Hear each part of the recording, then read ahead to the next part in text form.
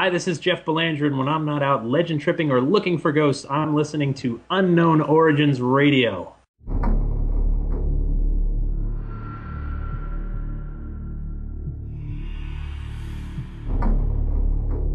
We live in a world filled with the unknown. Ghosts and spirits wander through our physical dimension. Undiscovered creatures lurk in the shadows, and strange lights and craft seem to dominate our skies. Modern science refuses to acknowledge their existence, yet credible eyewitnesses are convinced these things are real, and it's up to independent researchers to search for the truth. Welcome to Unknown Origins Radio. Good evening, everybody, and welcome to another edition of Unknown Origins Radio, where once again, yes, we talk about everything having to do with this strange and paranormal. And tonight, as usual, I'm joined by our co-hosts. Well, first of all, I'm Mark Johnson. I guess that would help if I announce who the hell I am. You know, people tuning in. Who is that guy? I'm your host, Mark Johnson. Joining us are our co-hosts, Carrie Ann Versace. Hey, Carrie Ann. Hey, Mark. And Lauren DePinto. How you doing, Lauren? I'm doing pretty good, Mark. So how are the two kitties doing? Lauren, you picked up a couple of new cats? Yes, I adopted two kitties this week, an adult cat and a kitten, and they're wonderful. What a wonderful addition to our family. Beautiful. I'm having such a good time. Yeah. Yes, you have to come. My wife's jealous now. She's talking, we need to go get another one. I was like, oh, God. Uh-oh. I'm going to be causing a lot of problems, aren't I, on Facebook? Sorry. Sorry in advance. Too many cute pictures on Facebook. I'm sorry. Aw, They must be deleted.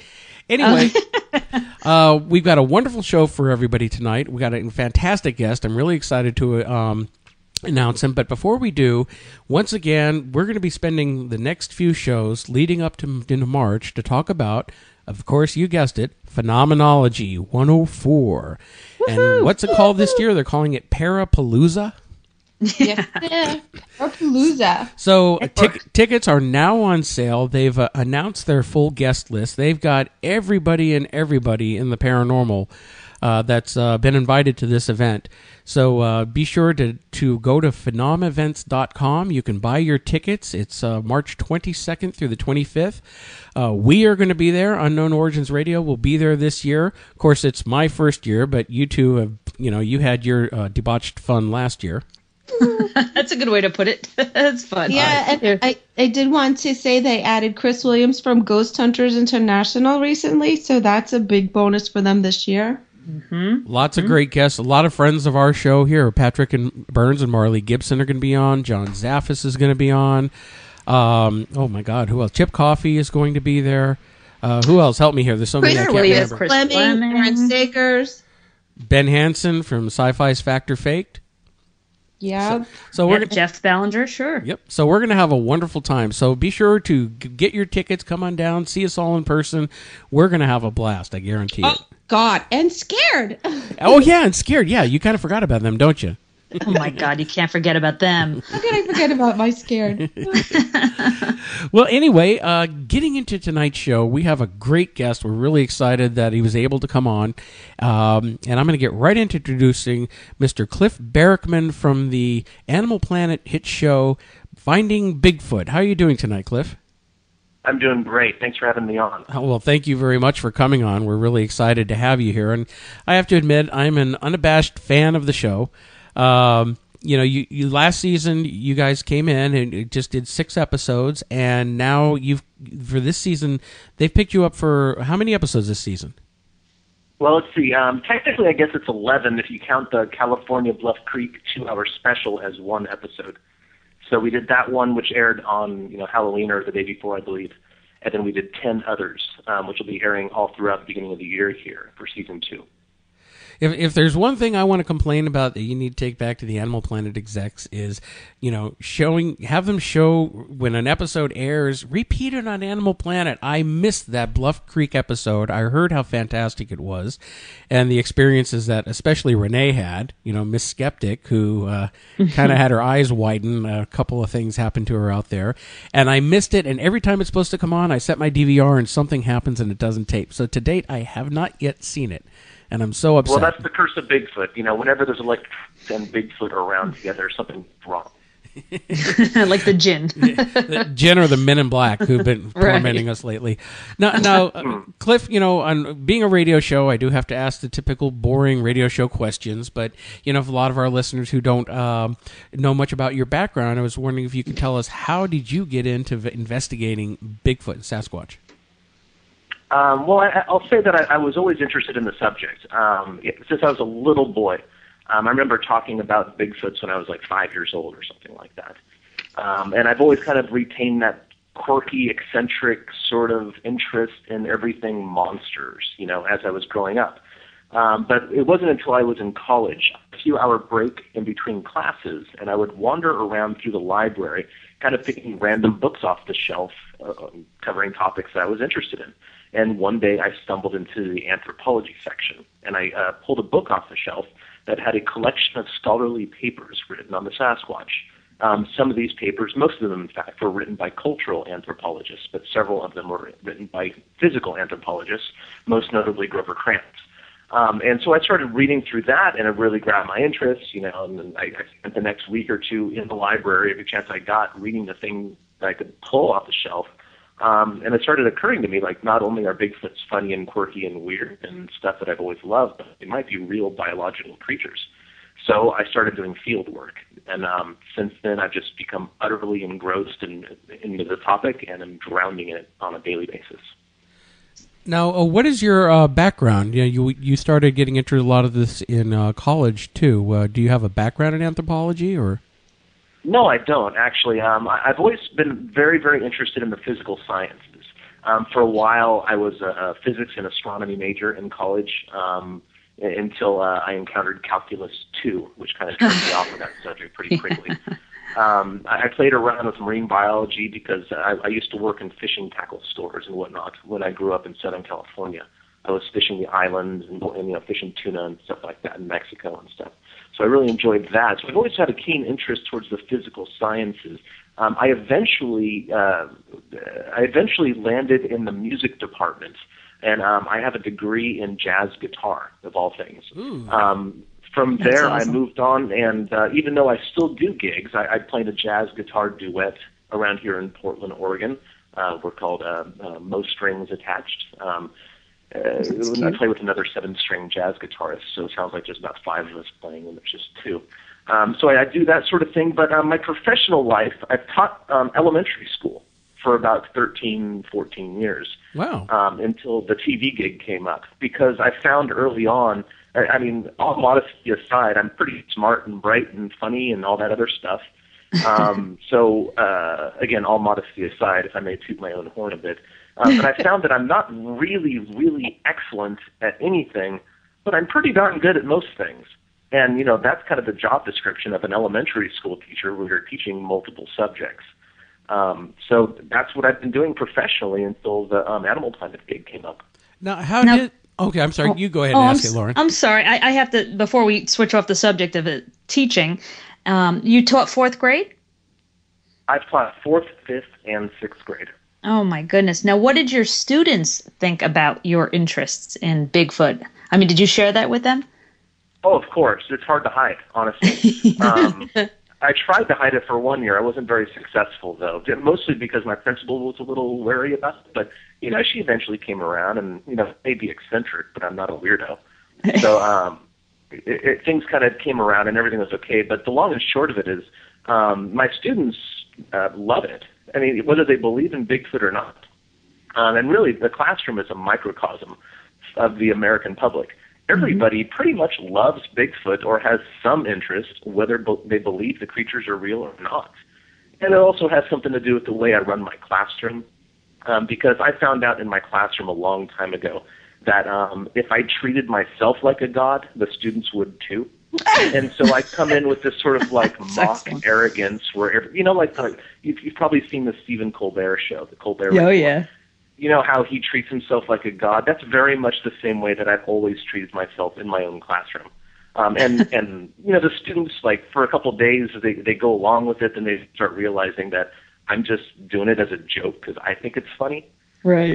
And then pretty soon they tag along. So any weird thing I bring to them, weird being Bigfoot or whatever else I might bring up, because I'm just always doing something outrageous in the classroom because I'm competing with television.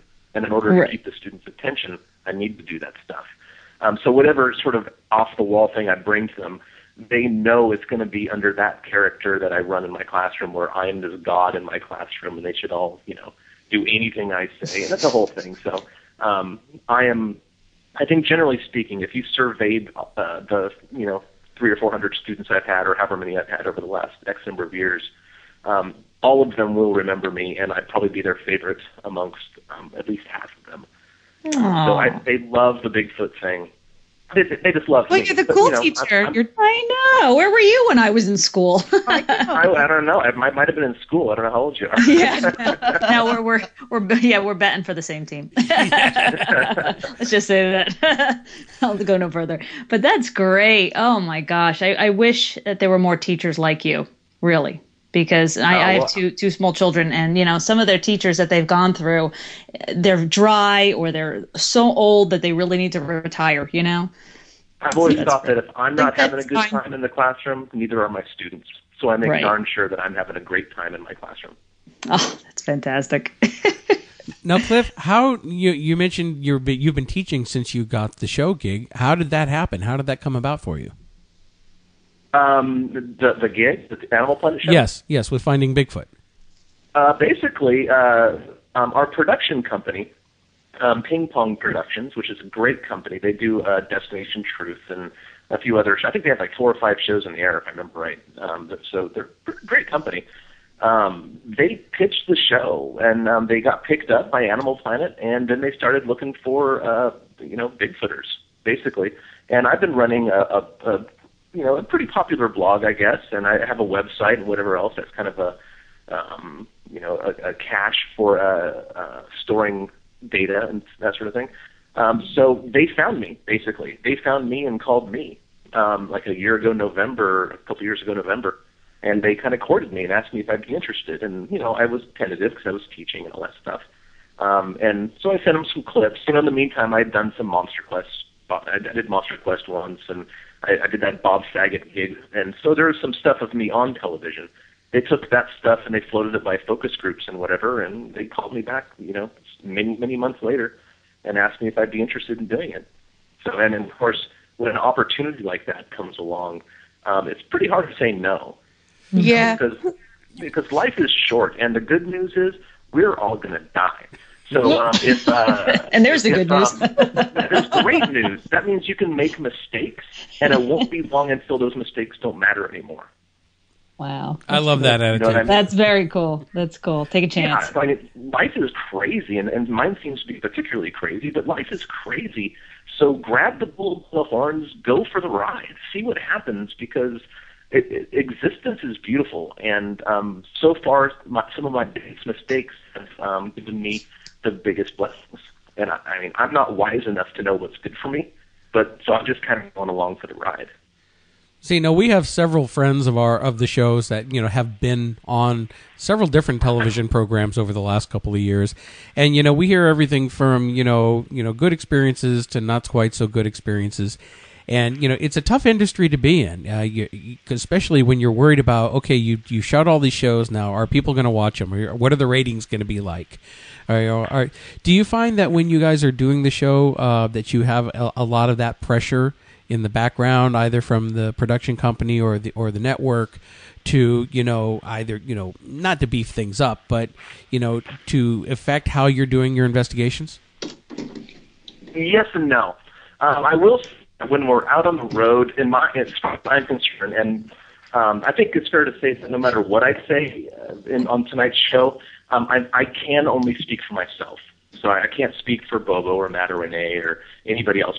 By and large, when we're out on the road doing stuff, the last thing on my mind is ratings, because I have to keep my integrity about me as a Bigfooter and just a person. I'm not going to go and, first of all, I'm not going to lie about anything on the air. If I say something on the air, that's because I'm believing it. I could be wrong, and I'm totally open to being wrong, and I think most people should open that possibility a little bit wider. There seems to be a very I don't know, heavy stigma in the Bigfoot community. Like, I can't be wrong, so I'm going to defend my position no matter what. Well, I'm very open to being wrong and exploring possibilities. So if I say it on the show, I believe it. I'm not going to lie about that. Now, there is a balancing act that was very difficult, particularly the first season, between Bigfooting as I know it and making television. So like when we're out, I remember the first season, a couple times we were out on the road and we did howls and coyotes called back. And like the producers, who are generally LA sort of people, they go, "What was that? What was it?" We're not excited. And we go, "It's coyotes, man." And he goes, "Yeah, well, it is? Oh, okay. Well, can't you get excited about that?" And we tried to explain, like, okay, we've been doing this for 20 years, man. If we got super excited every time we heard coyotes, there goes your conditions. That, and there goes your credibility too, because people are going to know they're coyotes. Well, yeah, but you know what? They explained things to me, and like, okay, Cliff, you know what? Most of the audience they don't know it's coyotes. We're not going to see it's a Bigfoot, but we want to see your enthusiasm. One of the producers in particular was very helpful, and what she explained to me is that, okay, Cliff, you've been in the classroom forever. You know the vinegar and baking soda, volcano thing, where you mix them together and sure. Food coloring in it, and voila, you have a volcano. If you're doing that for sixth graders or fifth graders, you don't like do it and then let it go flat. You get excited about it every year you do it because your students depend on you. Correct. Yes. You know what I mean? Like, they basically reminded me, don't lose the magic, because what we're doing out there in the woods is fun and it is kind of incredible and it's a great thing, and not everybody gets to do this. I'm taking basically the way I look at it, and I know this is a real long-winded, roundabout way to answer your question. My classroom went from 30 students to 1.6 million. And I'm trying to take every single person out there in TV land out in the woods with me, Bigfooting. And I view that as a heavy responsibility, and I'm going to get enthused about it. Like, I don't know if you saw the Rhode Island episode. It was a barred owl above me, and I loved it. And all I need to do is remind myself that I don't have to fake anything, but I can tap into that what's the word, like innocent, wide-eyed view of the woods at night and try to bring that to the people at home. I think that's a beautiful thing. That's really cool, and it's a really neat responsibility, and I don't know, it's just so... does that answer the question? I'm kind of just rambling now. No, we're loving this. This is actually fascinating. It's really great. Yeah, because like you were saying, you've been doing it for so long, and it's really hard not to get jaded. So, no, I understand what you're saying, that, it's an honest enthusiasm. And if you're not showing enthusiasm, you're not going to bring in the audience, and they're not going to feel the enthusiasm. So I totally understand what you're saying.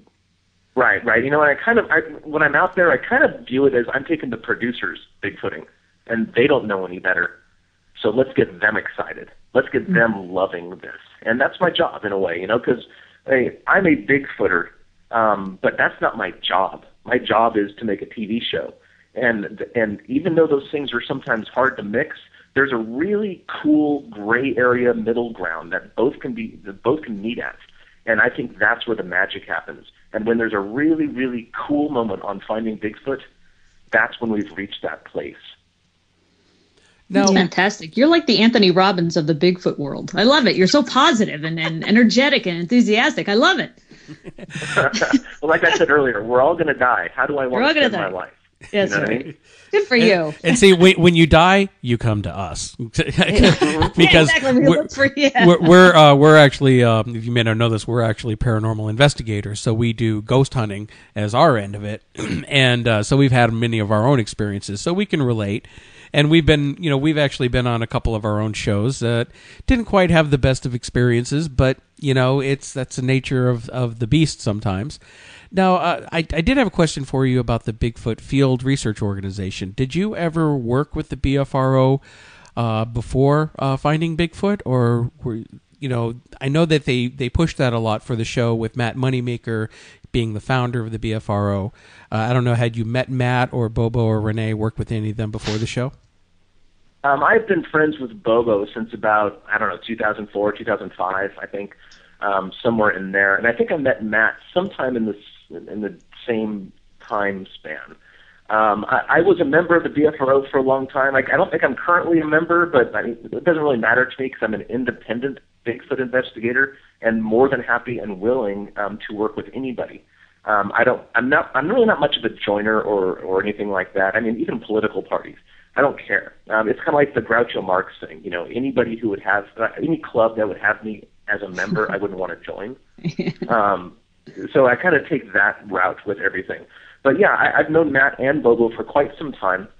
I've done a lot of great places and spent a lot of time in the woods with Matt before. And heck, Bobo and I we pretty much are still best friends. I mean, we love each other. He's a great guy. And one year, I took a voluntary leave of absence from my work. It's actually, I was in between moving to various places. So I was kind of homeless for a year on purpose. And I spent most of that year in the woods between the southern Sierras of California and British Columbia. And I think that year, Bobo and I logged almost 200 nights in the woods together that year. Wow. So he and I are very close, and we're very, very good friends. And have been for some time. You could see that chemistry on screen too. I mean, Bobo, he seems like such a great guy, and when you two are interacting on the show, you could see that friendship definitely coming on into people's living rooms. Yeah. Bobo's a huge joy of the show for me. And Renee, I'd never met Renee before the show, but she's been around in some circles. I just never ran across her. Now, in working on the show, you guys spend a lot of hours together, and how's been that working relationship, working with the cast for these 2 seasons? For me, it's been good and bad. It's been a little difficult at times, but part of that is not only my nature, which is, of course, being an introvert. I'm very introverted. I spend a lot of time alone. A lot of my Bigfooting trips, like I take a week or 2 off during the summer when I was a teacher to go Bigfooting alone and just travel around. I love being alone. I love the quiet of the woods, and traveling around with an entourage of 16 cast, crew, and producers can get a little taxing on me. And then, of course, when you get the cast members together, we're honestly a bunch of stubborn, pig-headed people. Because you kind of have to be if you're going to devote your life to chasing something that everybody else tells you doesn't exist. So we have a bunch of strong opinions and whatever else, and there's some clashing, but the same kind of clashing you would expect like in a family gathering, Thanksgiving or something like that. Anybody wears thin on you after a while, and when you're particularly stubborn and pig-headed like we all are, it can happen even more so. And sometimes that, I imagine, comes through the screen as well. Well, where your personalities really do come out in the show, and that's one of the things that makes the show enjoyable, it's not just cut and dry, okay, people walking in the woods looking for Bigfoot. Your personalities are definitely forefront in the show, and that's what draws the audiences in. They, first rule of filmmaking, if you don't care about your characters, then your film's going to fail. And watching you guys interact. Now, the one thing that I really got a kick out of is, watch the first season, loved it. And then when you started doing the repeating the season and entitling it The Further Evidence, where you all came in, and it was like watching VH1 pop-up video with your comments coming up on screen talking about the episode while we're watching it. That was an absolute hoot. I had such a blast watching your guys' comments.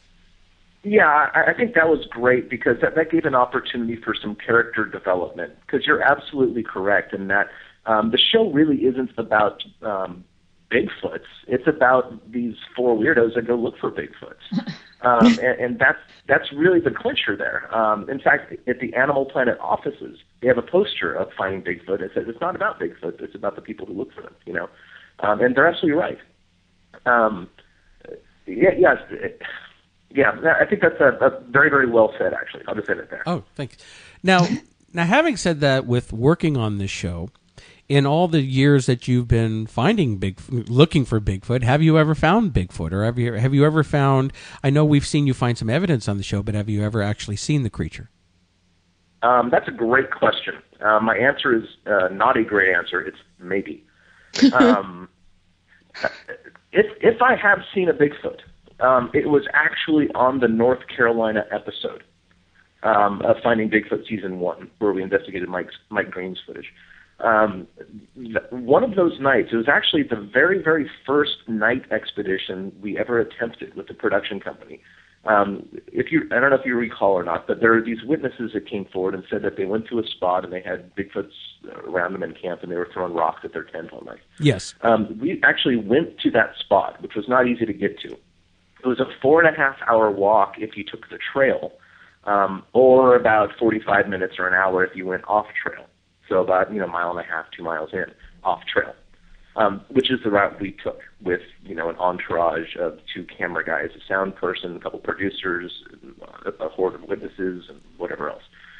So we went out there that night, and it was 2 a.m. or so, if I remember correctly. And then we were in between scenes. They started my DVR backpack nonsense with that silly camera that looks me in the face. And I hear Matt going, "Who's on the hill?" Right? And I go, we ignore him because it's Matt saying that, right? "Who's on the hill?" Right? And I don't know. No one's on the hill. "Cliff, are you on?" "No, I'm not on the hill, Matt." "Bobo, no." And "Who's on the hill?" And they go, dude, no one's on the hill, man. Relax. And he goes, "Someone's on the hill." And that's when people started looking at the thermal imager Matt was holding. And there was a bipedal figure standing about 75 yards from us up on the hill, alone, in the dark, watching us. And he goes, "Who are you?" like that. Then the thing starts walking. And Matt yells at it again, quite loudly. The thing stops in mid-stride, stands on one leg for 2 or 3 seconds, in mid-stride, with the arms out and the whole thing. And Matt goes, "It understands me," or whatever. "You hear me," or whatever he said at that point. And then I figured, what the heck is Matt yelling about, right? So I turn my thermal imager over there, and I see the bipedal figure walking from left to right in my viewfinder. It did not walk like Patty from the Patterson-Gimlin film, but it didn't walk like a human being either. It walked in this sort of like undulating. Its legs looked like it was riding a bicycle, but its arms looked like it was reaching out in front of it and pulling itself forward, almost like you would if you were in the shallow end of a pool and you're using your arms to propel yourself. That was the gait that I witnessed. And I looked at that thing, my jaw dropped, and I said, "Holy crap, that is a Bigfoot or a human being?" And then Matt took off after it because he was positive that it was a human being. He thought it was some guy spying on us or something. I don't know what he was talking about, but he was positive it was a human being for some reason.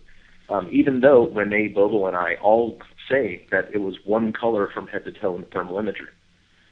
Whatever it was, Matt chased after it with a thermal imager and night vision and a night vision binocular and never saw the thing again.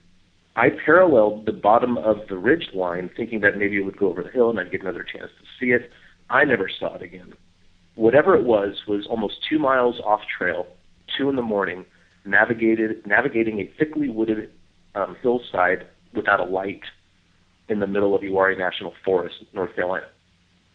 So was that a Bigfoot? I don't know. The circumstances kind of point to a Bigfoot, in my opinion. But Moneymaker will tell you the exact opposite. So I don't know. I have no idea if that was a Bigfoot or not. See, actually, I'd be leaning towards Renee saying the exact opposite because she's convinced it's all a human being.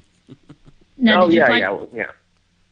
Did you find any footprints or anything? Did you go to the site where it was standing? Oh, yeah, I went up there. And looked around. I did not find anything. It was generally a forest litter, which does not take footprints very well at all. Right. Footprints are amongst the rarest kinds of evidence. In my opinion, it's far easier to actually see a Bigfoot than find footprints. Really? Gosh. Oh, yeah. I mean, there's tens of thousands of sighting reports on record, and there's less than 300 footprint casts in existence. But then there was also the episode in the first season where you came across a couple of very pristine-looking prints.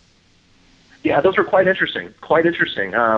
They were, at that time, the best footprints I'd seen in the ground. And, of course, I cast them, which is what everybody should do. I'm a little perplexed as to what left those prints. There were some things about it that really do point to Bigfoot for me. However, looking very closely at the anatomy that's visible in the prints, I'm kind of wondering if could it be a bear or not. Dr. Jeff Meldrum and I, we work together sometimes, and I get some footprints. I send it his way because I deeply value his opinion. He's of the opinion that those are of a bear, and he very well might be right. But the point of the whole thing, the point of any footprint, is to cast it and find out what you have. The fact that these things, that those two footprints that I have, the heel is not rounded, which points to bear, and there's also there's a visible joint in the middle of the back of that foot that also points to bear. But at the same time, there were no other bear prints in that area, and there were no toe prints in the middle of it like there should have been for a double-stepping bear. So they are ambiguous, but if I had to put my money on it right now, I would say that they're more likely, like 60% chance, that they could be a bear print. But, just for the sake of full disclosure, on my website, cliffbarackman.com, I have a footprint cast database, and those footprints are in there. And I put the dialogue, the email dialogue between Dr. Jeff Meldrum and I on those on the page that holds those footprints for everyone to see and everyone to read and come to their own conclusions. Because that's science. An important step in science is peer review. What do you think about it? Can you prove me right? Can you prove me wrong? What do you think? And it doesn't have to be a contentious argument. It could be, I don't think so, I do think so, this is what I think. Great. And so that evidence, that data is out there for everyone to look at and make up their own mind. So, Cliff, let me ask you, because we have a thermal imager that we use, and I'm not sure if people understand that you can actually just use it as almost like a flashlight. You don't have to record.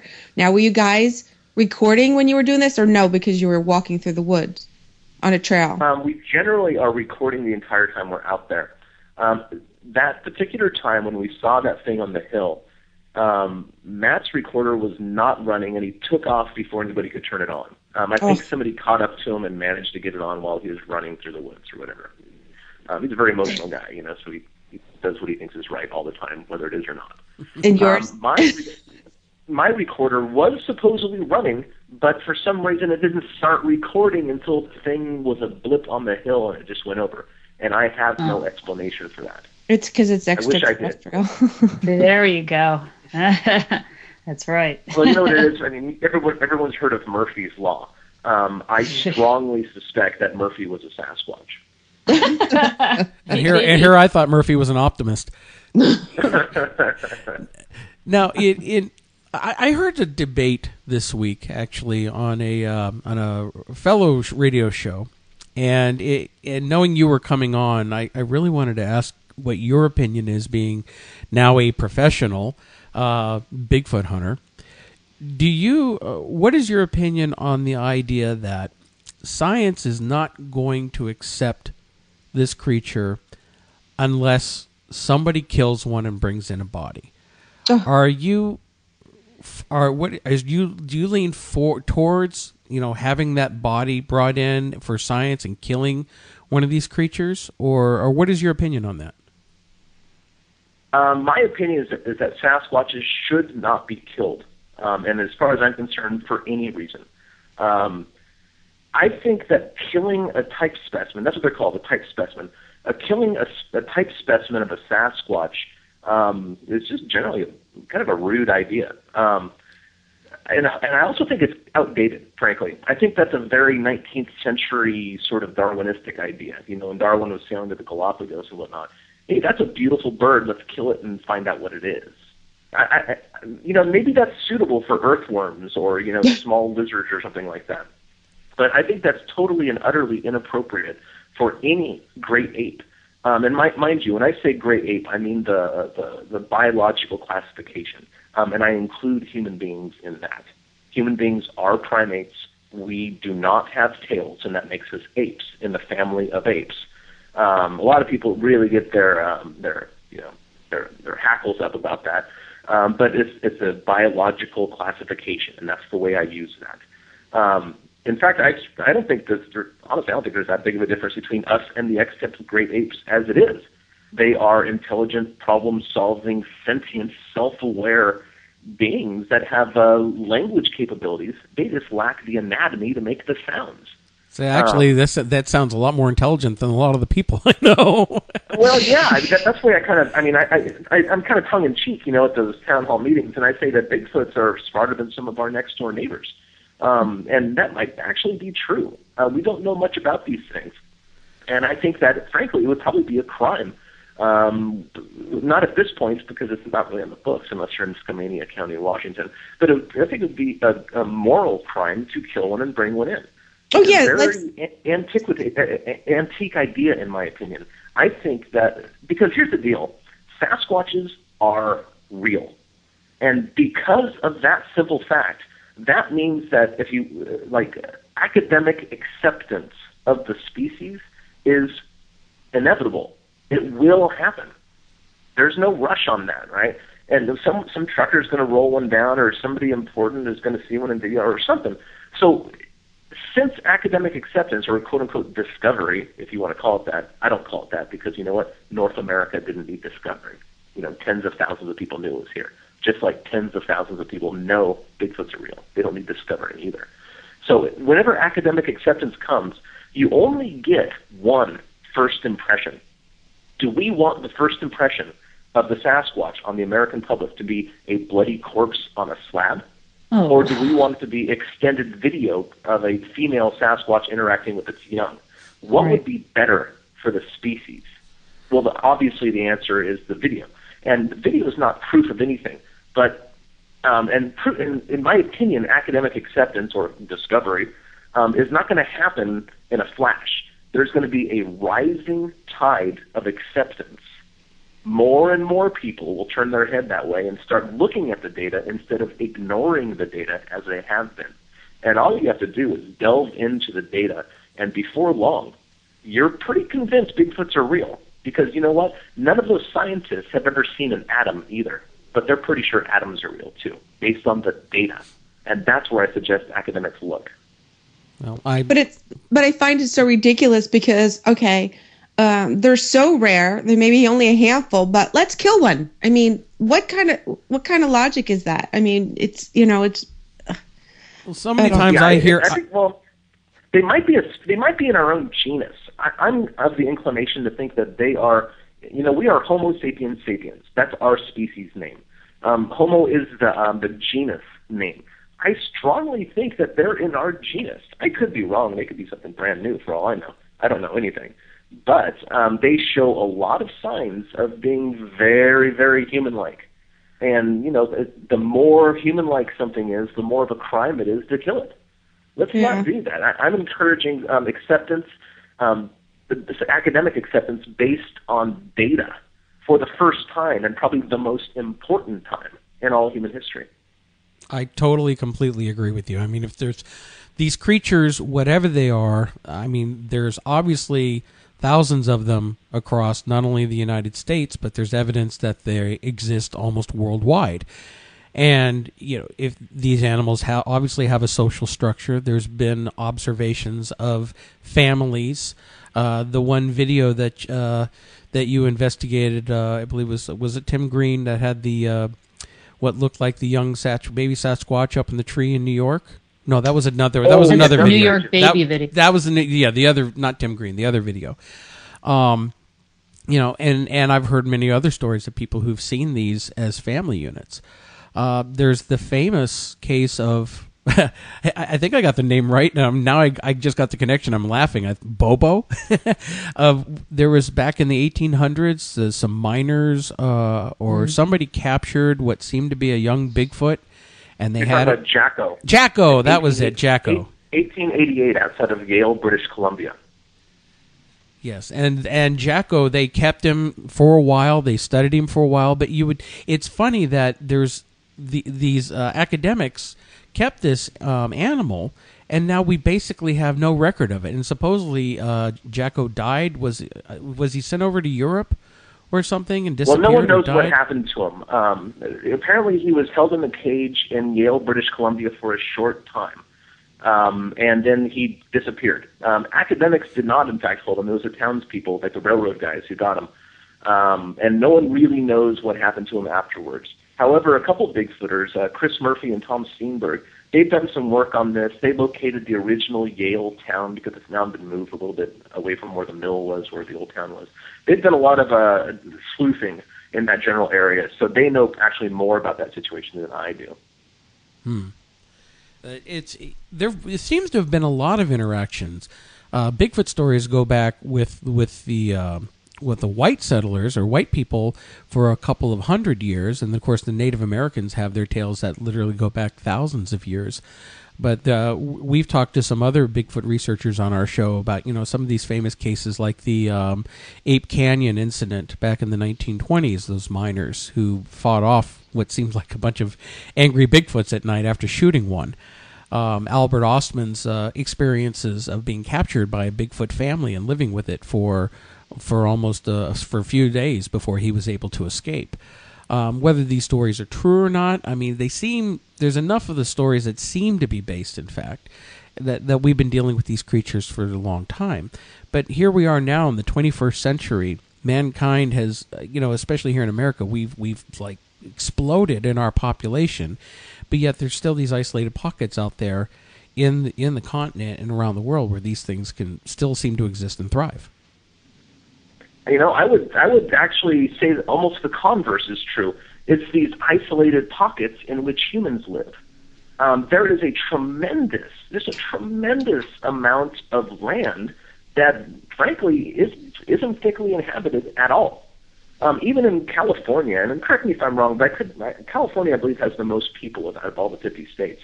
But they're all located mostly along the coast in these urban centers. And outside of town, even in places like Monterey, California, Monterey and all that area that has a lot of people there, but you go outside of town, just a little bit south of there, and lo and behold, there's a military base, Hunter Liggett. There's Sasquatches on Hunter Liggett, right outside of town. San Francisco, you go north a bit in Sonoma County, and there's some places on the Sonoma County coast, even though there are households in there, Sasquatches. There are Sasquatches in all of the 49 states except for Hawaii, which makes sense. And it's only in these weird urban centers now. I believe I read it. I could be wrong, but I believe this past year before, I read an article that stated for the first time in all human history, over half the population lives in urban centers. Wow. Now that's a very, very small area. The people outside of urban centers, they live pretty far away from each other. Generally speaking, it's not very dense. And frankly, there's a lot of land. There's a lot of land, and people say that where would a Bigfoot hide? Well, that shows that shows someone who's not familiar with being outside in the woods. There's a lot of land. Rhode Island is a great example. The Rhode Island episode was on this past Sunday. When I heard we were going to Rhode Island, I was thinking, why? Isn't it all like farmland and city? And it turns out I get there. Well, it was a lot of farmland, but all that farmland has been left and given back to the forest. Even though Rhode Island is the most densely populated state in all the 49 states, 59% of the land in Rhode Island is forested. That's a lot of land for these Bigfoots, especially if there aren't very many of them, to move around. And don't forget, they're most active at night, or at least they seem to be. And at night, nobody's out there. They have the run of wherever they want to go. Now, there in every state, as you mentioned, the 49 states, and in any area where there seems to be forest, there is one time or another people have reported some type of Bigfoot activity. I live up in the very northwestern part of New Jersey, near the New York State border, and we have our own Bigfoot up here. They call him Big Red Eye. It doesn't make a lot of appearances, but it's seen every once in a while. They hear the screams coming in from the mountains at night. The town of Wantage, north of me, 10 years ago had incidents where something was coming in down from the mountains that wasn't a bear. Cops chased it a few times, and it's made the newspaper a few times too. And other cases around the Wanacue Reservoir in Morris County, people have seen it out near the Delaware Water Gap. So a lot of places, even here locally, in such a densely populated state like New Jersey is, you still have activity here too.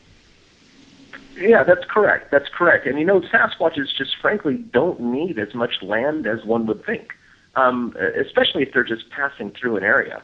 And that really was driven home to me when I went to eastern Ohio. I did a trip with Matt Moneymaker a few years back to eastern Ohio, following up on some excellent vocalizations that were recorded in Beaver Creek State Park. When I was there, I was struck by how much of that land was actually cleared for farmland. But the Bigfoots there, when they're not inside the state parks, which, are actually fairly large in acreage and have a lot of land for them to move around in, but they don't stay there because they don't know what's the state park or not. They just go wherever they want. They're like the ultimate anarchists, But so they're moving by the farmlands, in between the farms, using these green strips that are sometimes only a few yards across. That's their avenue of travel. They're very, very good at what they do. They're very good. They're like super ninjas. They can move about unseen during the day a lot of times. They kind of know what's up with us, so they avoid us because they know far more about us than we know about them. And they've learned our habits pretty well. They can avoid us very, very efficiently. They don't really need that much area to hide in, especially if they're not taking permanent residence there. When you've been out doing your research, whether either with the show or on your personal time, it can get kind of creepy out there being in the woods in the middle of the night. Have you ever had any really strange experiences while you've been out Bigfoot hunting? Well, I'm out Bigfoot hunting. I guess that's kind of a strange experience to begin with. There's been a few times I've got kind of creeped out or whatever, but one time in particular jumps to mind. I had one of my best encounters. Actually, Bobo was there. 2 years running, we ran into these small group of Bigfoots. I think they might have been juveniles by the way they're acting, at this place that I call the Water Spot, which is very close to Bluff Creek, where the Patterson-Gimlin film was taken. The Water Spot, when I first discovered it, the road was blocked off, so I walked in, and I found these really interesting tree breaks that were off trail.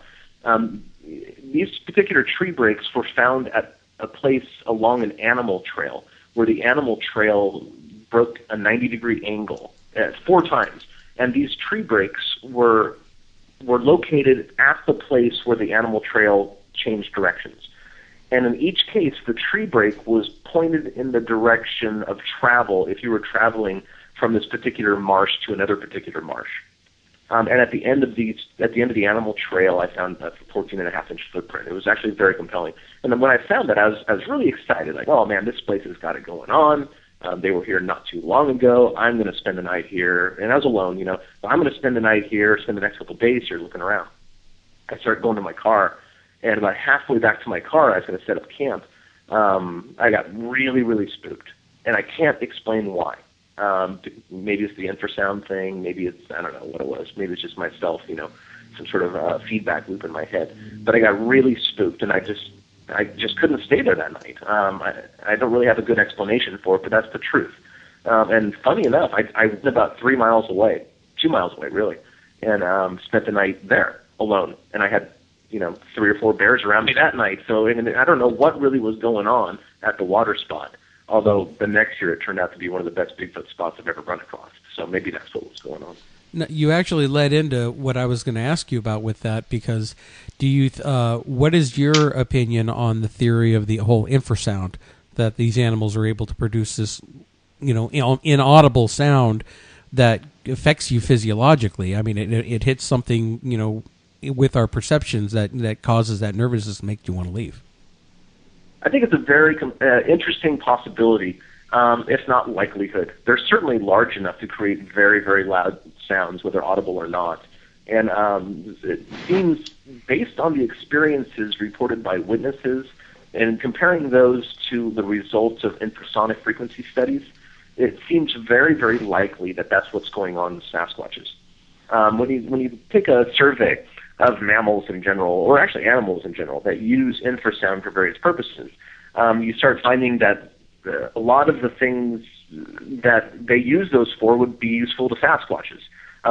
Elephants, for example. Elephants can communicate with each other for 5 or 10 miles away using infrasonic frequencies, and they actually feel those frequencies in the ground with their big feet. I'm not suggesting that Sasquatches do that, but an interesting component to infrasound is that infrasound is not absorbed by trees. Whereas, if you're out there screaming or yelling, the trees suck up all your noise. and they just absorb the sound, and they prohibit your sound from being broadcast a long distance. However, infrasonic frequencies, the sound waves, are so long and so large that the trees have no effect on them. So, and in fact, they travel through the ground. So in theory, like say Sasquatches do use infrasound, a Sasquatch on one side of a mountain can probably communicate with the Sasquatch on the other side of the mountain because the infrasonic frequencies would actually travel straight through the ground. And when you look at the naval experiments, like I don't know what decade it was, but the Navy was doing experiments on infrasound, seeing if it would be a viable use of infrasound would be a non-lethal crowd control. And so they were blasting these poor subjects with like huge doses of infrasound and crazy volumes that they couldn't hear, just to see what would happen to them. And you get things like nausea, the feeling of being watched, being scared unexplicably, dizziness, just the whole range of stuff. And a lot of those particular symptoms, I guess, have been reported by witnesses of Sasquatches, sometimes before the witness even saw the Sasquatch. So I think there's a very strong correlation, and thus a very strong possibility that Sasquatches do in fact use infrasound. Your symptoms that you described, and Carrie Ann, I don't know if you picked up on this, and Lauren too, with what we do in our research as paranormal ghost investigators, is we measure electromagnetic fields, and high electromagnetic fields and high EMF is said to cause almost all the same symptoms that you just described. And people who go into a location and they feel like they're being watched, they feel uncomfortable, tense, like the eyes are on the back of them, or they get that scared feeling for no reason and they want to leave. And when we do measurements at the time, we actually find elevated levels of EMF in the area, which makes me, I don't know, maybe it's related, maybe not. I would almost like to see the next time you guys, when you're out investigating, if you have some type of EMF meter with you, that if anybody starts experiencing the what seems to be infrasound, to start taking EMF readings. I mean, maybe it'll be a correlation, maybe not, but I find it very similar enough to be very fascinated by it. Yeah, especially in the middle of the woods. I'm sorry, go ahead. I was going to say, especially if you're in the middle of the woods and there's really nothing that's going to set it off, you know? Well, yeah, and unfortunately there's a lot of naturally occurring infrasound out there, too. Everything from volcanism to waves to wind actually produces infrasonic frequencies. So the few attempts there have been at actually recording infrasonic sounds out in the woods have usually come up with nothing because of that. But interestingly enough, I mean, I don't have the equipment, despite the fact that I'm on TV, I don't really have a lot of money. But I would love to participate in a survey of infrasonic frequencies in North America because it's never been done before. Zoologists who specialize in mammals and whatnot of North America have never done that. I would love to do that. But, in my research on infrasounds, I read about this haunting that I think it was in New England. And, people were seeing apparitions and they were just kind of seeing fuzzy things. And I'm not really a ghost guy, by the way, but they were just seeing like lights and stuff and they didn't know what was up. And then somebody came in and they found that there were infrasonic frequencies happening at the 19 hertz range due to the plumbing in the house. And they fixed the plumbing and the haunting went away. So as it turns out, a lot of those symptoms that people describe from infrasound might be confused with a haunting, because one of the other very subtle effects of infrasonic frequencies can be visual hallucinations. What type of equipment do you use to test for infra? That's what I was going to ask, because I need to get one. Let's see. For infrasonic frequencies, you need very specially designed microphones, because obviously microphones are made for recording sounds for people, but you can't hear infrasound. So very, very few people, I should say, make microphones that are sensitive enough to pick up frequencies below the 20 hertz range. 20 hertz is 20 vibrations per second. 20 hertz is generally the sound wave that humans can hear at the very lowest end of good hearing.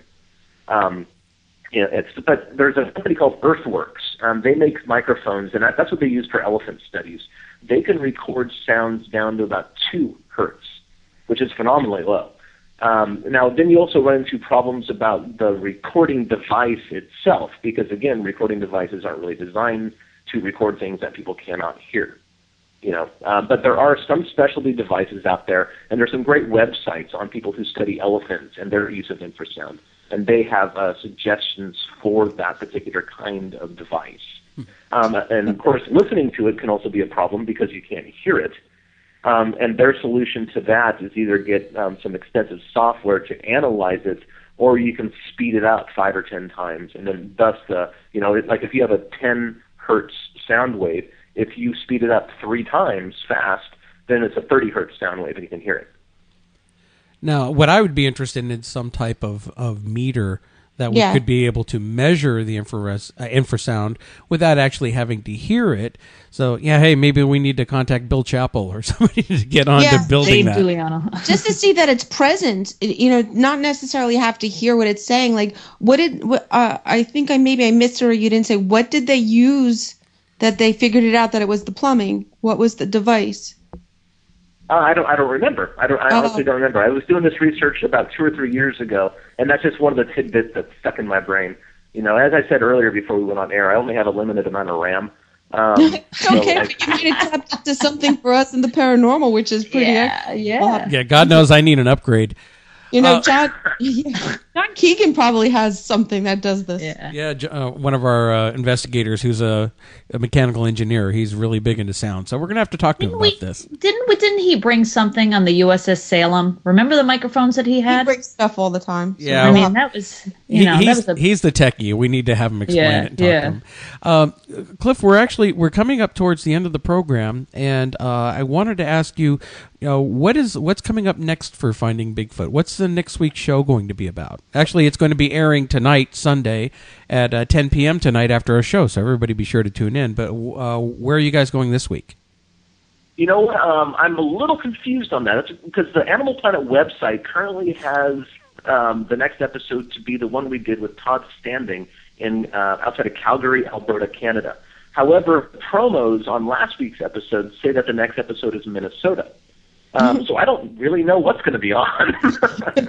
But I will say that the Minnesota episode is a lot of fun. We got to drive, I got to drive around this crazy amphibious swamp vehicle through these crazy, beautiful, tremendous, vast swamps in northern Minnesota, and went to these islands and looked for predator sign. It was really exciting and a lot of fun with fantastic witnesses. And if perchance it is the Calgary, Alberta episode, and if it's not on tonight, it'll be on next week. That's a fantastic episode as well. The scenery there was breathtaking. That is a huge, huge place.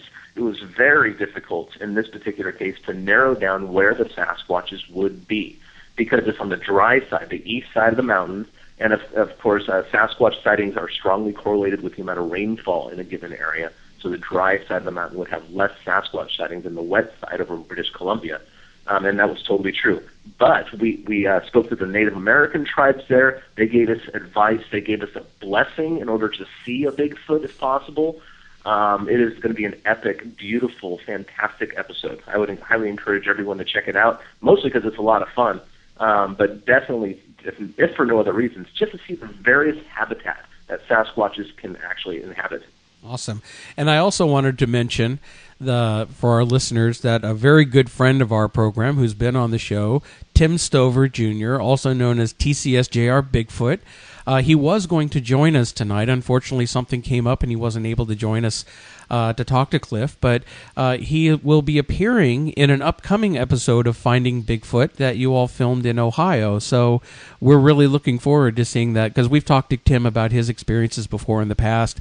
He has some incredible information. He's done a lot of fantastic research that he shares with people through his YouTube channel.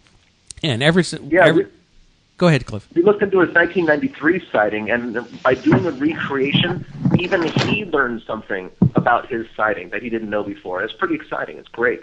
Well, cool. He's been posting ever since actually he shot with you guys. He's had several incredible experiences out in the woods, capturing more evidence. He found a pristine footprint that he was able to cast.